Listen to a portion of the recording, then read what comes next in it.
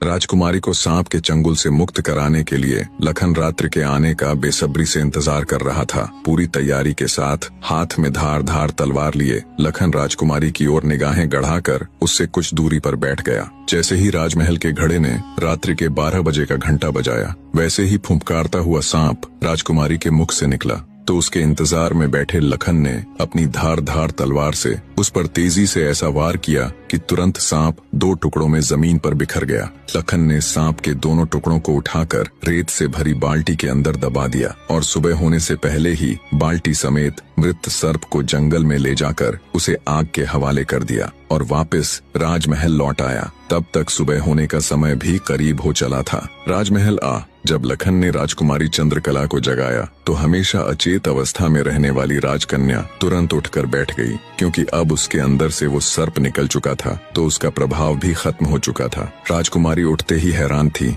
उसे ऐसा लग रहा था जैसे पता नहीं वो कितने सालों से नींद में थी। जब लखन ने राजकुमारी से उसके स्वास्थ्य के बारे में पूछा तो अचंभित राजकुमारी ने अपने आप को बिल्कुल ठीक बताया। तब तक सुबह भी हो चुकी थी। उधर राजा भी पूरी रात सोया नहीं था, उसे बस इंतजार था तो सुबह का। जैसे ही सुबह हुई, राजा बेसब्री से भागा भागा राजकुमारी के कक्ष में आया। जब उसने बिल्कुल सही सलामत अपनी बेटी को बैठे और बात करते पाया तो उसकी खुशी का ठिकाना न रहा। आंखों में अश्रु लिए राजा ने तुरंत अपनी लाडली बेटी को गले लगा लिया। भरे हृदय से राजा ने हाथ जोड़कर लखन का शुक्रिया अदा किया और अपनी शर्त के अनुसार राजकुमारी चंद्रकला का विवाह लखन के साथ कर दिया। जब राजा ने लखन को अपना आधा राज्यपाट देना चाहा तो लखन ने राज्य लेने से साफ मना कर दिया। ऐसा स्वाभिमानी दामाद पाकर राजा चंद्रसेन खुशी से फूला नहीं समाया। उसने खुशी खुशी बहुत सारा धन देकर अपनी बेटी चंद्रकला को लखन के साथ विदा कर दिया। जब राजकुमारी चंद्रकला को ले लखन अपने राज्य उज्जैन नगरी पहुंचा तो उसकी भाभी समेत पूरे परिवार ने उन दोनों का हार्दिक स्वागत किया।